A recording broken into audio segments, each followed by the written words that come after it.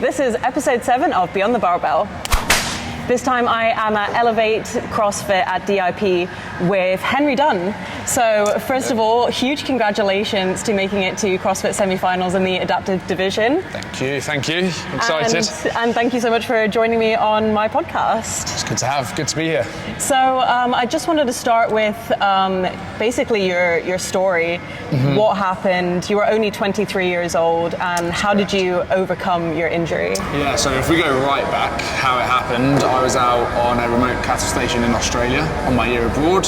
So I was travelling for 9 full months with me and my now fiance. I then wanted to do a little bit of work out in Australia. I didn't want to work in a bar or a cafe, so Becca went home, and then I went from Sydney all the way up to the Northern Territories, which is the most remote kind of place you'll find in Australia, and worked out there for 3 full months, working with cattle, tractors, motorbikes, mustering, drafting, branding, bushfires, snakes, all of that stuff that you'll get with the outback. And then in the last week of work, unfortunately, my arm was crushed in a machine, a hydraulic post rammer, which completely destroyed my lower left forearm, and then had to be amputated that evening. I was airlifted to get to hospital. 8 hours later we arrived, and the decision was made by the surgeons to amputate. And then that was my life. Woke up one day with one less limb than I remember, and got back home, and then it was ready to start the journey of rehab and recovery. Was there no hope of saving the arm? Not at the time, and I think even if it took me 5 minutes to get to hospital, the damage was done, just because of the mechanism of the machine, type of injury it was.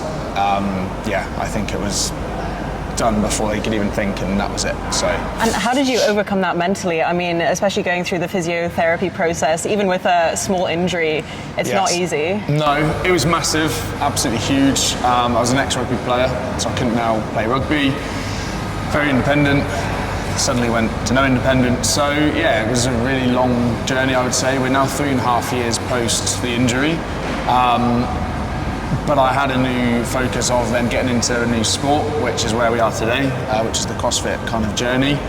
Never did I think I would want to compete in this way, but rugby was no longer at all, because again, high risk of injury on this side, and I would have played the game in a very different way to how I would have remembered it. And so I kind of closed the door to rugby, let's start something new. And during my rehab, my access point for rehab at home was my local CrossFit gym in Tewkesbury in England, in the UK. Little box, probably a tenth of the size of this one, 12 people per class, a much smaller gym. But that was my door opening to a whole new level of training experiences, community, etc., all of that stuff. So that was it. So you had a background in sports with rugby, but I mean, CrossFit isn't an easy sport. No. And you're doing movements that people with 2 arms can't do. Yeah, it took me a long time to unlock a lot of these movements that you'll see me doing now. It took me probably 1 full year to unlock double unders, pull-ups, rope climbs and bar muscle ups now I'm able to do in classes and sessions, but it took me a very long time to adapt to that. Rope climbs I used to think were almost impossible. I couldn't get the grip on it, I didn't know how I was going to climb up. Some ropes are better than others, but these ones quite nice in Elevate. It takes time, and to put in the work, to build on and tick off that checklist of movements is really quite quite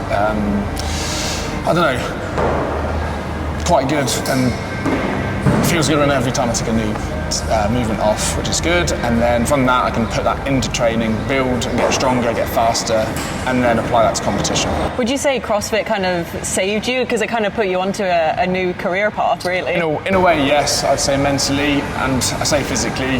I knew after my injury the mental side would be harder than the physical part, because the whole rugby sport, I was fine with the physical side of things. I knew that was fine.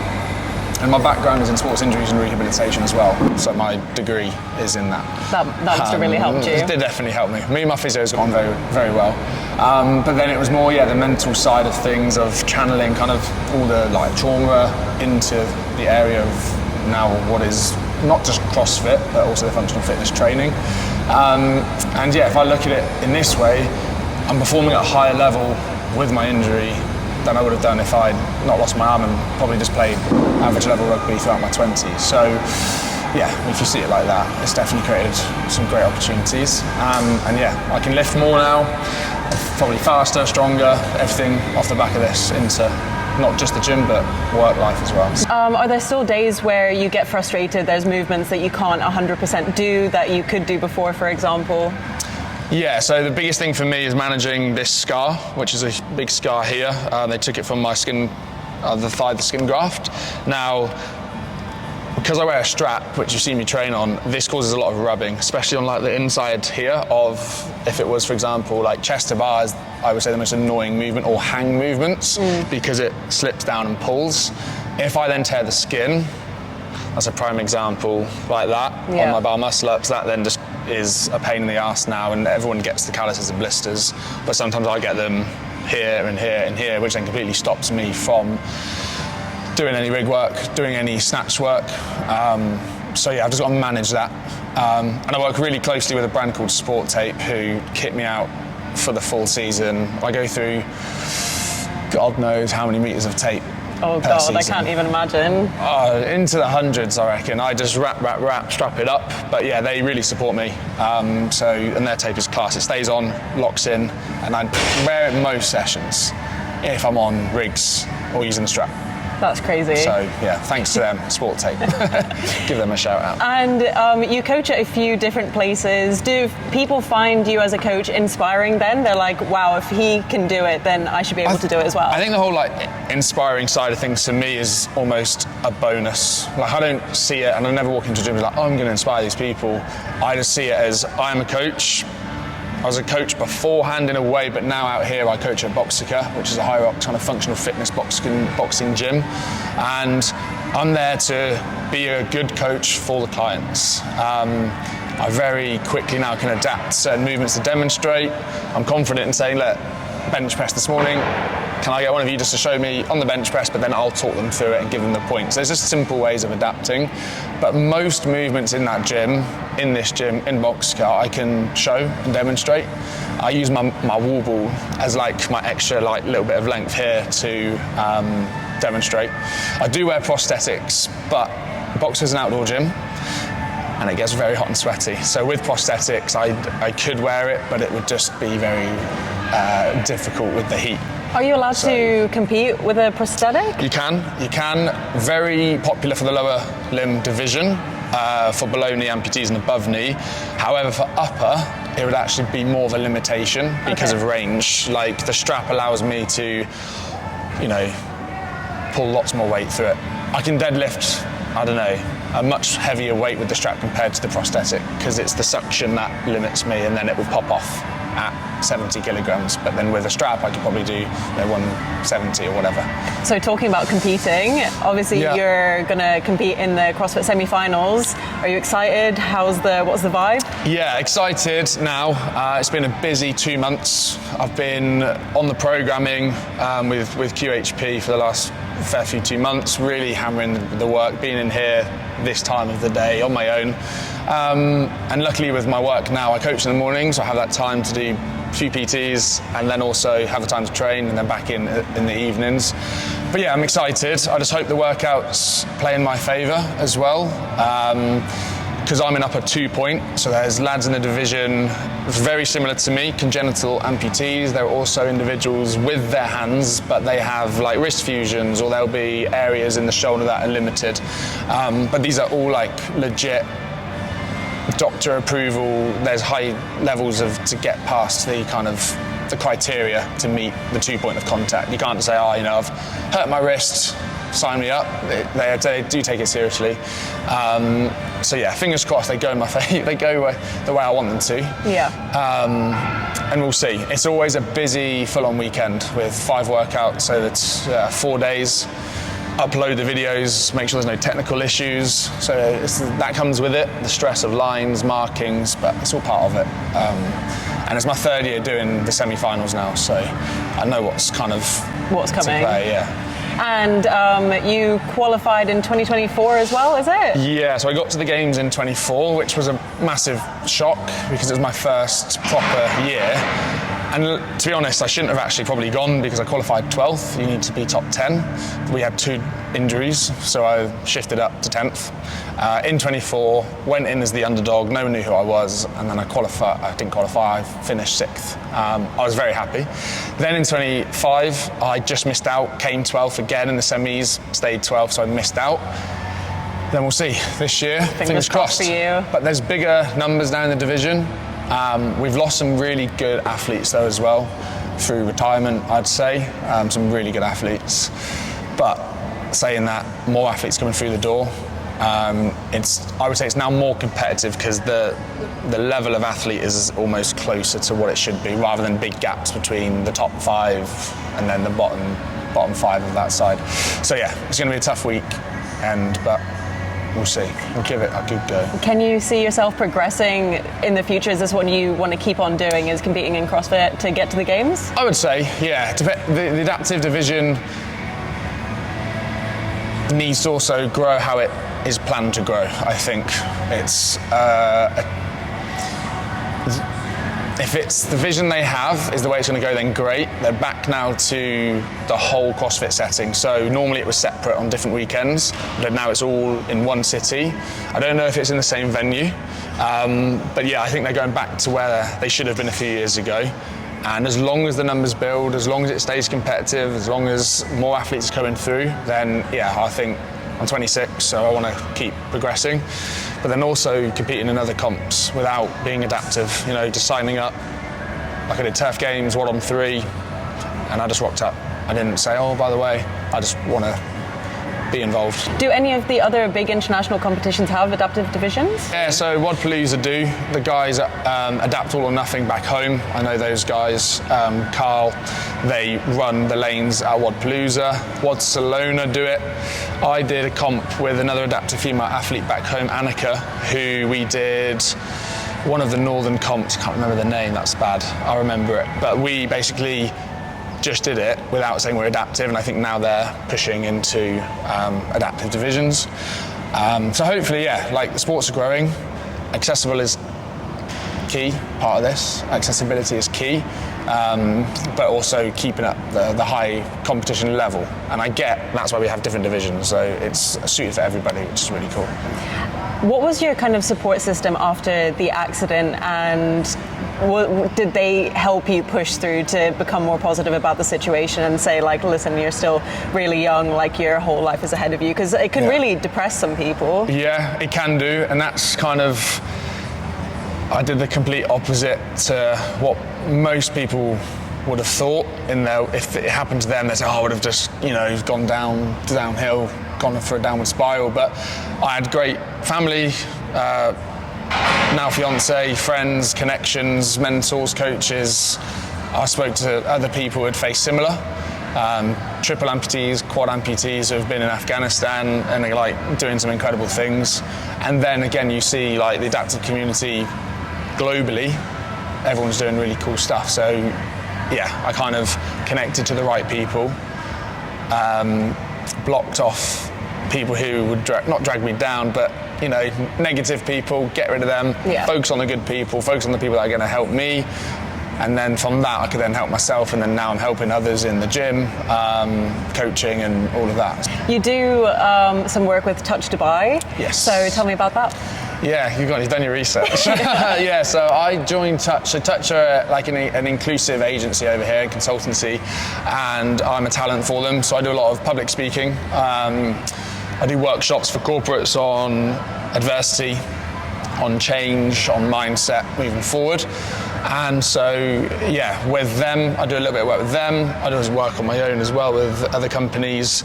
But every Sunday, I volunteer at a gym, Circle Gym in Alcuse, and we have an open space for all the individuals associated to Touch. A lot of those are people of determination, and again, it's a free open space for people to train, adapt, ask for advice, how to tailor movements and exercises. So yeah, it's really good to see that, and again to see almost the younger guys and ladies coming through and progressing. So that's just a great tight community that I'm so glad to be a part of here. That must feel really rewarding, helping people with determination in the fitness industry. Yeah, and for me now, it's like as a coach, every gym should just be as accessible as it can be.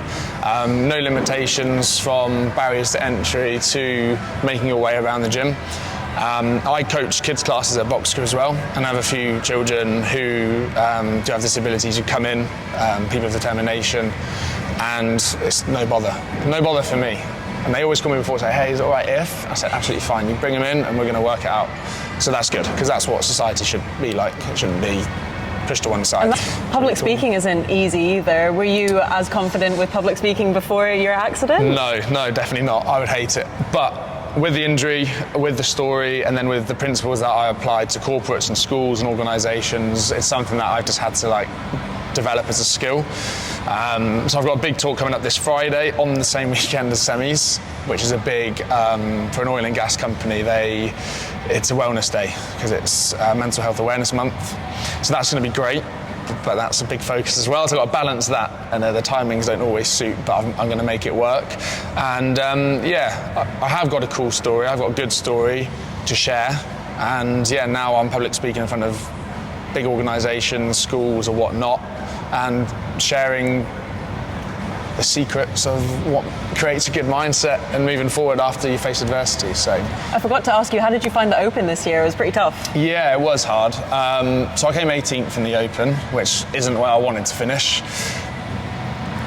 Wall balls, chest to bar are my probably weakest movements, so I'm hoping there's not too many in the semis. There's probably going to be some wall balls in there and some chest to bars, but I just hope not too many. But yeah, I think that was a bit of a blessing I'd passed top 20, but also a rocket up the arse to take it seriously now for the previous 2 months to really get up there. So I've got to get top 10. Yeah. And if you don't get top 10, it's cutthroat. It's 50-50. 50-50 go, 50 go, 50 don't go. So who are you, essentially, you're doing it online, but who are you competing with? Which continents or? All over the world. Okay. You see the same names, a few, like I said, there's new faces this year. But I would say globally, you got Australia, Brazil, South America, North America. That's super tough then. It's like you're not even doing it regionally. No, this is all the global. Whole world. And I think because of the adaptive divisions aren't as big, and you'll get different divisions with more individuals per division. So 2 point is a popular division. Yeah.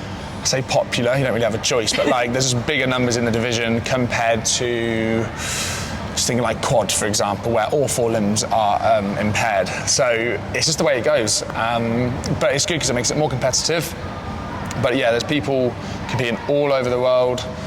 There's one other guy from the UK who me and Sam are very tight, but this time I'm out here, he's back. We always talk tactics and stuff. Even though we're mates, we're very competitive with each other. I won't tell him what score I've got until the deadline's done. I'll tell him that. So I'm not telling you because you're going to pick me by 1 rep and then get me. But he's very fit, he's a very good athlete. We have a bit of fun with it as well. How did the workouts differ between the adaptive division and the able-bodied? I would say not too much. Okay. Standards are standards. So if there's an overhead squat, if there's a snatch, if there's a rope climb, they'll be in there. They say adapting isn't scaling. So the idea is that if we have 22.5 kg, snatch for example, in the able division, there's no reason why it shouldn't be. Sometimes it drops to 15, I think because of just the volume. Right. And sometimes there's a bit of politics that go on and say, it should be 22, but actually I'm glad it was 15 of that. 100 rep snatch, 15's enough. But I think ideally it shouldn't be any easier. There's guys in the division who, what did he snatch? They can snatch over 100 kilograms, they can clean. At the games in 24, Jose cleaned 150. That's incredible. Mental. And that's in the 2 point upper division, so there's no excuse for, definitely an excuse for something less than that, but the standards are high. That's probably a big misconception with the adaptive division, is that the athletes aren't as fit as the able-bodied, would you say?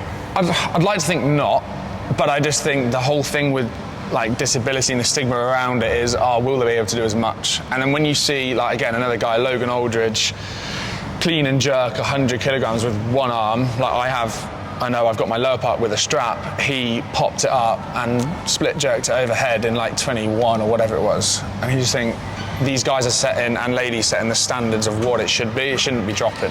And if the adaptive games and sport can be like that, which it is, and grow, then yeah, the numbers should be just as high.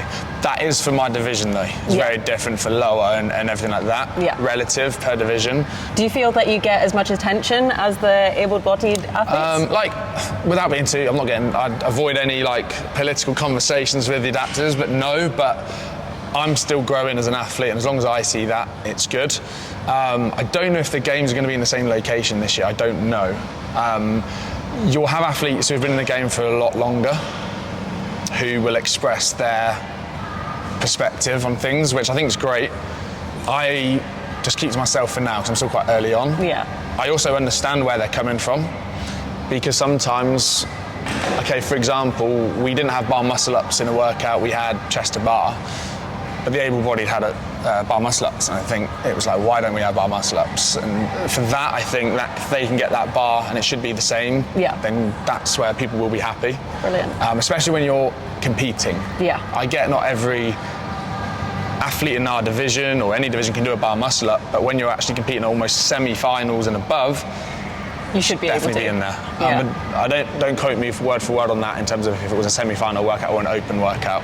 But I think for the open, they want to get as many numbers in, so that's probably why they didn't put bar muscle ups in there.